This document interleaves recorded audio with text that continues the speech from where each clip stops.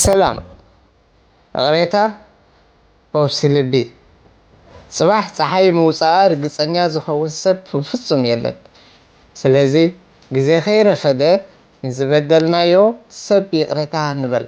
ሽዑ ልብና ተፈዊሱ ብሰላም ክንነብር ኢና። ቀደም እዩ ኣብ እዋን ካልኣይ ኩናት ዓለም ወተሃደራት ናዚ ኣብ ሓንቲ ከተማ ናይ ጀርመን ብምእታው ነበርቲ እታ ከተማ ገፊፎም ናብ መኻይን ክፅዕንዎ ጀመሩ። ኣብ ከምዚ ኩነታት ሓንቲ እኽልቲ ጓል ምስ ሓዋ ንእሽተይ ተገፊፎም ናብ መኪና ናይቶም ወተሃደራት ኣተው። ናበይ ኮን ይወስዱና ኢላ ልባ እንዳተሸርሸረት ድማ ንሓዋ ላችና ጫምኡ ክኣስር ነገረቶ። ቆልዓ ግን በቲ ዝነበረ ኩነታት ሰንቢዱ ስለዝነበረ ሓብቱ ዝበለቶ ኣይሰምዐን።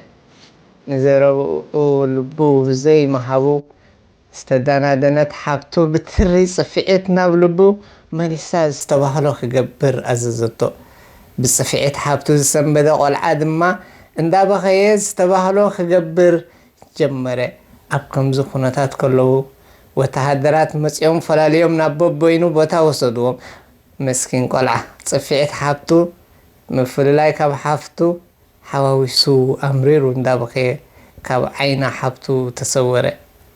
ነዚ ዝተባህለት ሓፍቱ ሕማቕ ተሰሚዕዋ ንሓዋ ረኺባ ሓቂፋ ይቕሬታ ክትሓቶ ተመኔት። ግን ከም ሓሳባ ኣይኮነላን። ሓዋ ብዝኸዶ እውን ኣይተመልሰን። ድምፂ ብኽያት ሓዋ ኣብ ውሽጣ እንዳ ኣድመፀት ምሉእ ዕድሚኣ እንዳተሳቀየት ነበረት።